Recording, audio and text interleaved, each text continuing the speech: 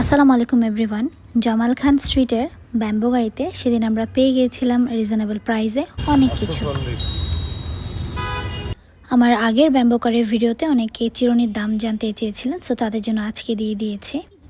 এখানে ছোট ছোট চামচ যেগুলো বিক্রি হচ্ছিল 20 টাকা করে, সেই সাথে ছোট ছোট আপেলের শোপিস যেগুলো দেখতে খুবই সুন্দর লাগছিল। সেই সাথে আরও ছিল সুরমাদানি, পাউডার দানি, বাচ্চাদের ছোট ছোট পাতিল, খুন্তি, এগুলো 20 টাকা, 25 টাকা, 30 টাকা, 40, 50 কিংবা 100 টাকা করেই বিক্রি হচ্ছিল। প্রত্যেকটির প্রাইস আমার এই মুহূর্তে মনে পড়ছে না, তবে সবগুলোই খুব রিজনেবল ছিল। এটি সম্ভবত টপ ছিল, এখানে খুব সুন্দর করে ফুল রাখা যাবে। আর এখানে কাঠের কিছু কলম ছিল।